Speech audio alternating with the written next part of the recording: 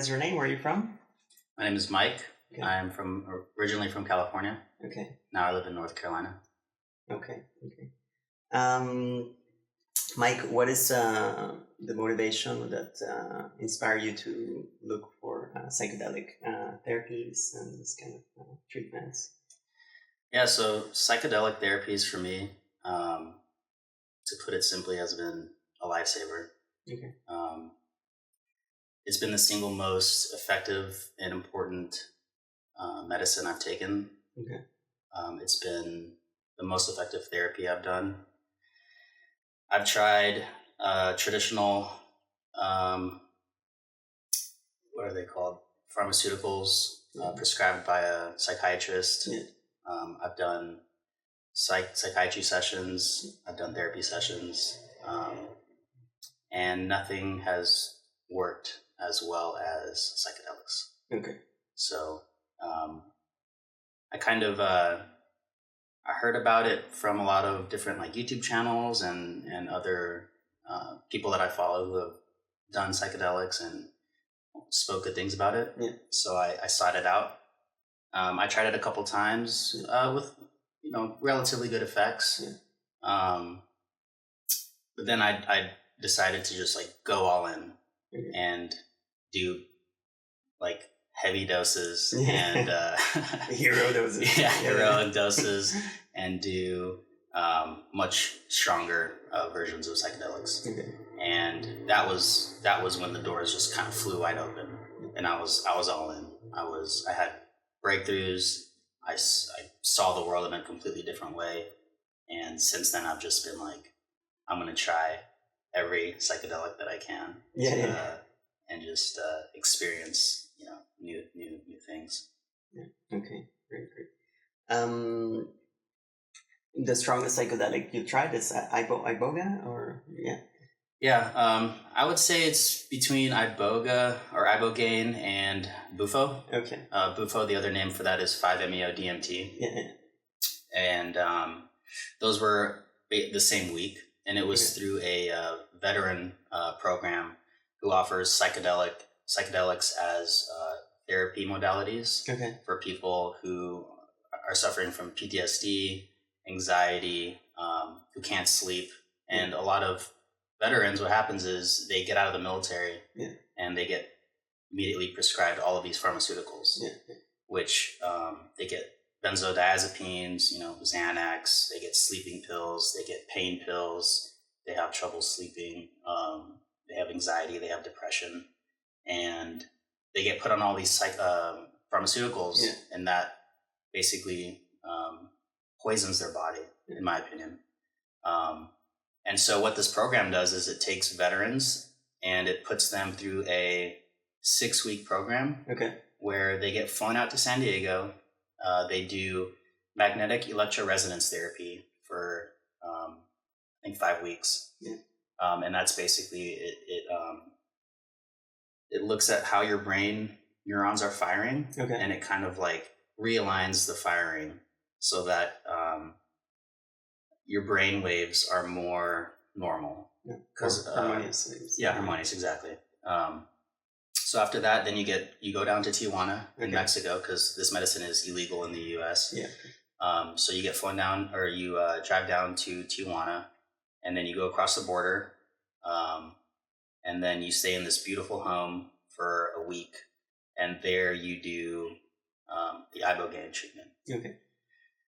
So the ibogaine for me was, I would say, much different than most people's experiences.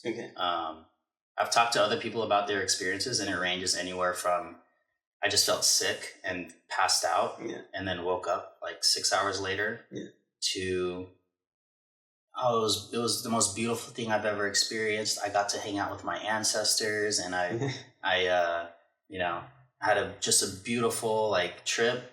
And then mine was like the exact opposite of whatever you would consider a good trip. It was torturous. There was other veterans at the same time having this experience? There was, yeah. So I was there with 5 other guys. And every single one of us had a different experience. my experience by far was the most intense, I would say, Okay. and the longest. I imagined things or saw things like being held down by my arms by like tribal people while they cut my legs off. At one point, I was being buried alive by someone, and this one was kind of interesting. So as I was being buried alive, there was like a thumbs up on one side and the thumbs down on one side.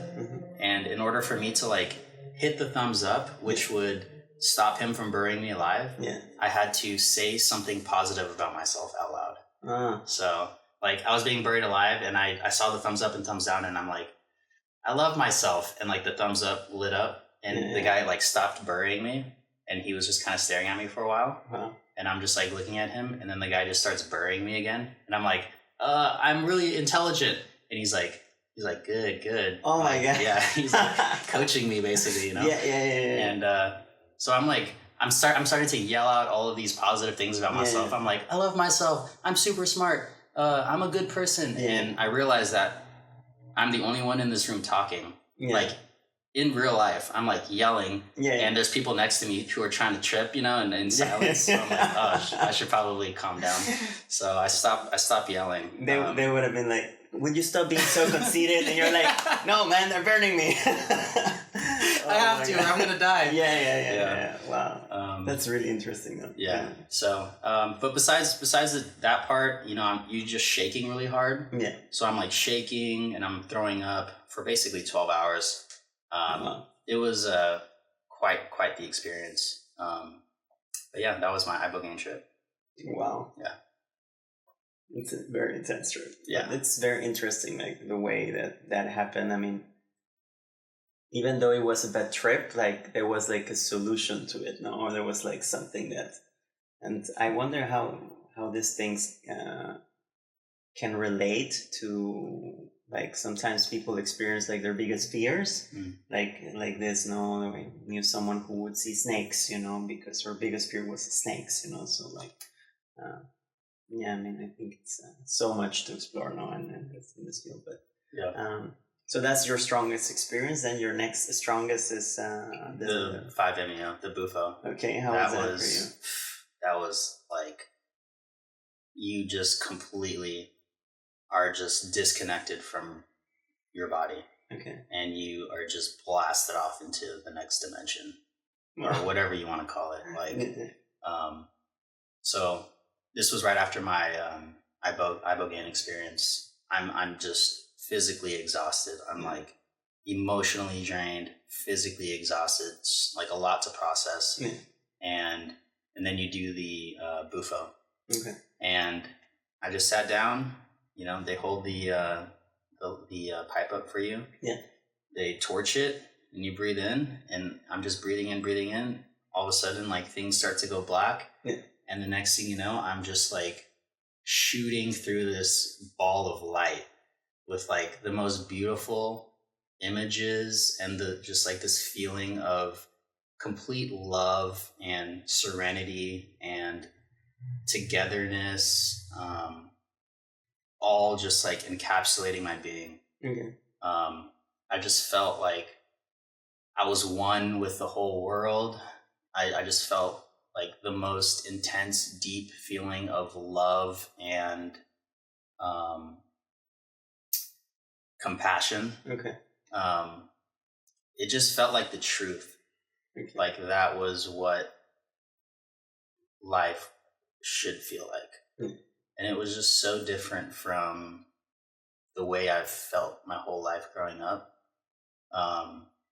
that it just is such a life-changing event.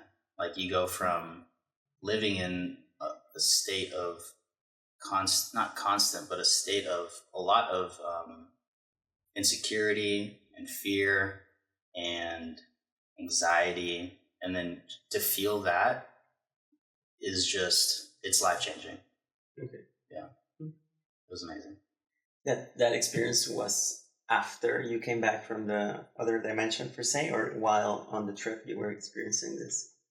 While on the trip. Okay. Yeah. It was just like, while you're just like in it. You're in that other dimension, and you're just like, you're feeling the most intense love that you could possibly even imagine. Like, it's hard to put it into words. Yeah. But you come out of it, and I just like cried tears of happiness for like 30 minutes. Nice. Just hugged the other guys that were there with me, and just sat in the grass and just stared out into the view, and it just felt like it was beautiful. That's great. Yeah. So then, thumbs up for the UFO. Thumbs down for the iboga so far for you. That's not for everyone, no. But not for everyone. I would say though, for the ibogaine, the thing that it did do for me really was show me how much I've let fear and anxiety control my life and control my thoughts. Okay. I think what it does is it magnifies what's already going on in your mind. Yeah. So basically all it was doing was, it was just like, this is how you think all the time. Yeah. You need this. It was just like forcing you to face your demons, which it did. Yeah. Like really hard. And be happy with yourself, and don't beat yourself up all the time. No. Exactly. Yeah. I mean, maybe it was like a representation of you yourself burning almost yourself. Absolutely. No. So I think in the military you have to endure. No, you have to be hard on yourself. Otherwise, of course, you don't. Yeah. Succeed in such an environment. No. But all the time. Yeah. But yeah, it's like once you're after serving the military, it's like, hey, the show is over. Like it's okay to not be like that anymore. Exactly. Like, you don't need it. You don't need these tools per se. No. Let's say.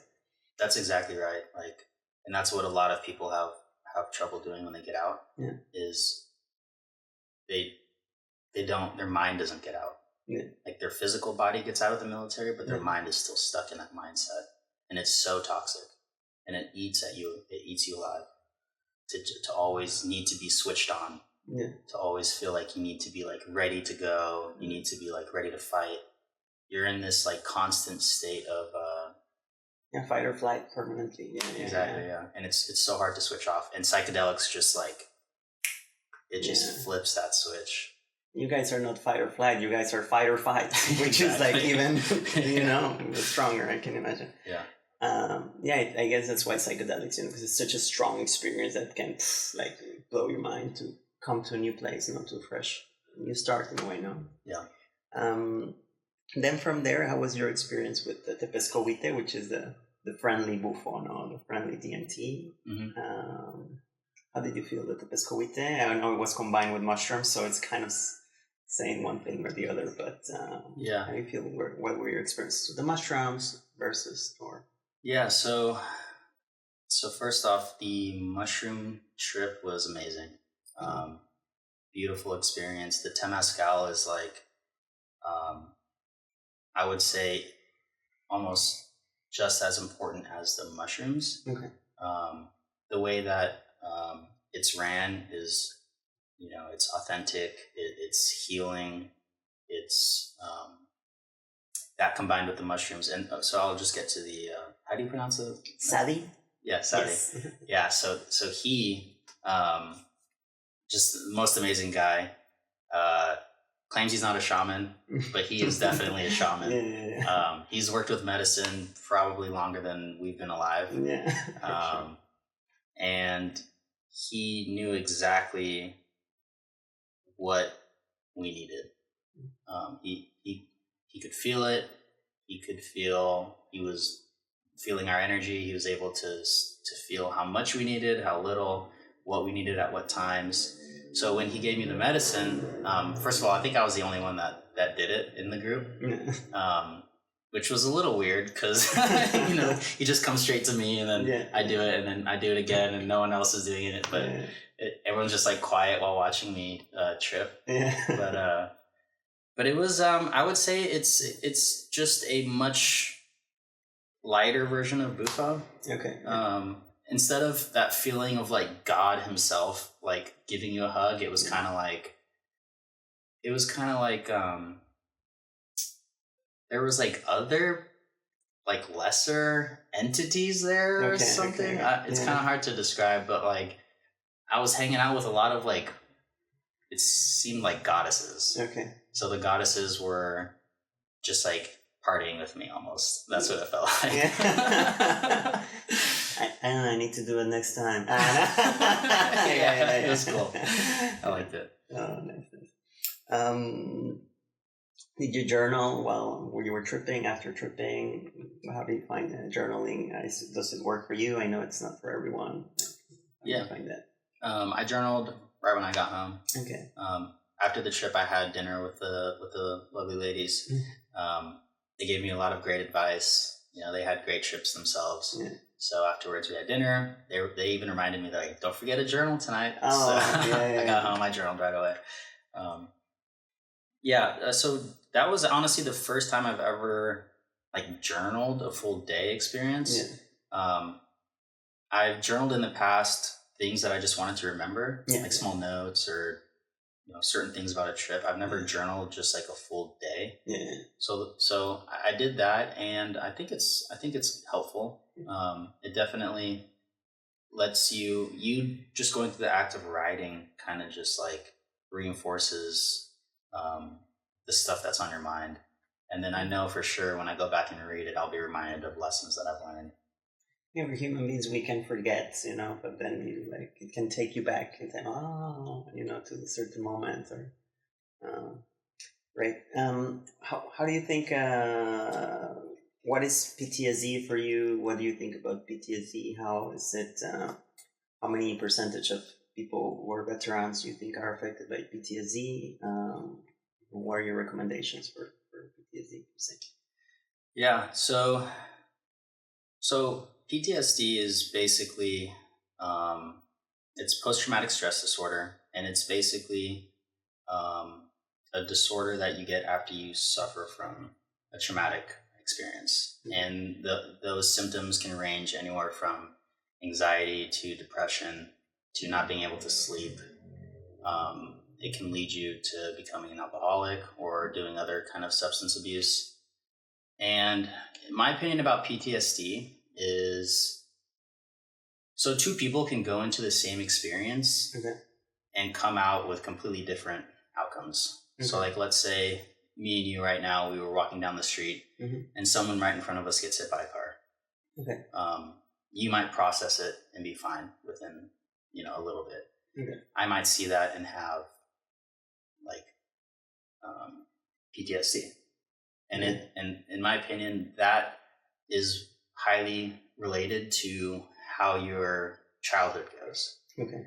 So I think that if you have a more, I would say, nurturing and positively reinforced childhood, you're less likely to suffer from PTSD. Okay. If your childhood is crazy, your relationship with your parents isn't nurturing, you have attachment issues, then you're more likely to develop PTSD from like a traumatic experience. Okay. So for me, I would say that I got PTSD from some events that happened while I was in the military. Okay.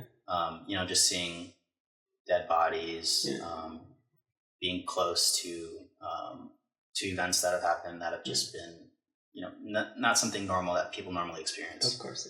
So that combined with, I would say, a pretty troubled childhood where I've definitely had attachment issues with my mother specifically. Okay. I would say unless you treat those issues early, everything kind of compounds on each other. Okay. And eventually I was definitely an alcoholic. I was drinking heavily. I was having trouble sleeping. Yeah. I definitely had depression, self-esteem issues, trouble connecting with people. And I would say the main thing you have to realize when you're having these problems is there's no solutions out there. Yeah. All of the solutions are inside you. Mm. And for some, the best way to really face those issues head on is with psychedelics. You can do, meditation, you can do therapy. Those are obviously some things that work, but I would say that those take a while to get the effects. Yeah. And this is obviously completely different depending on the person. Yeah. But from what I've seen, especially for myself and for people that I know, is like a strong dose of psychedelics is the one way ticket to just like facing yourself, and is the only way you're going to be able to overcome things like PTSD. So we had a woman who was attacked by sharks, kind of nothing serious, but she had this trauma where she couldn't swim in pools or anything, because it would immediately trigger her panic.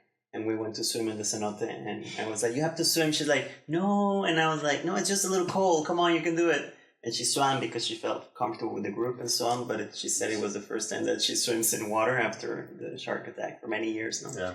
So it was beautiful to see. She was sharing on the WhatsApp group, a picture where she's like snorkeling, and she's nice. like.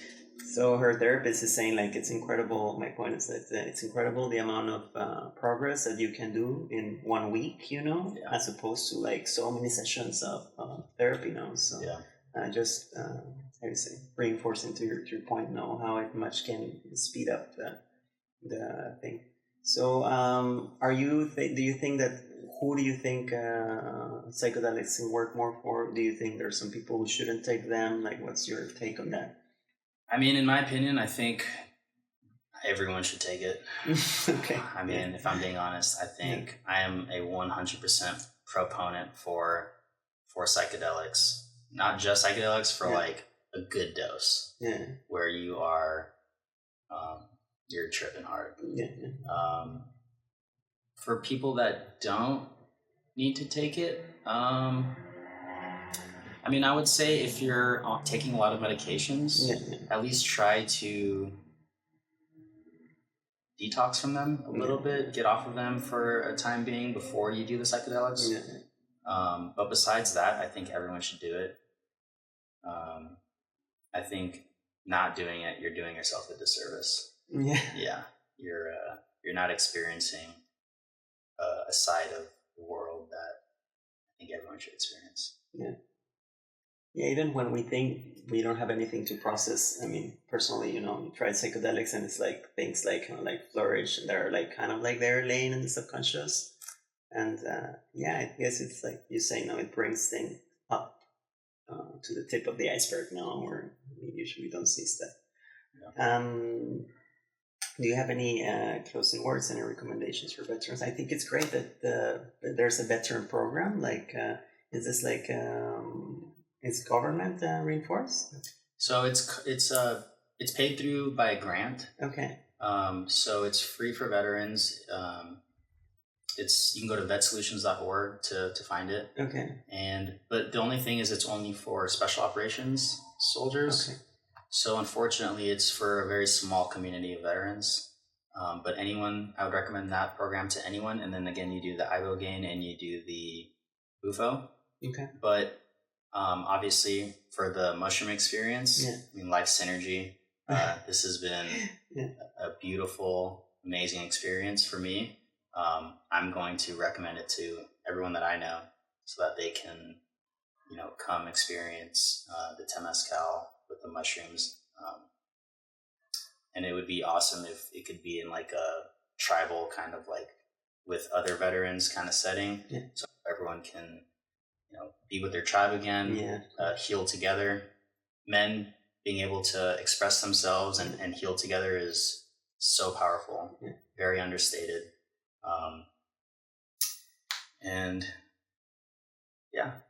There's a lot of women's circle, but there's very few like men's circle, where you can, and it's something that Sally was saying, that being a man where you don't have to compete with each other, you can just be humble and be cool and be there to support each other, as opposed to in the society, where we have this like always like kind of competitiveness, I guess.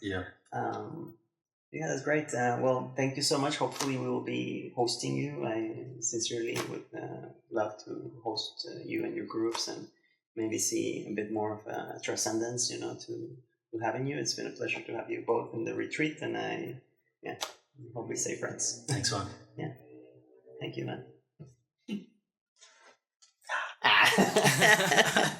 I wasn't recording the whole time.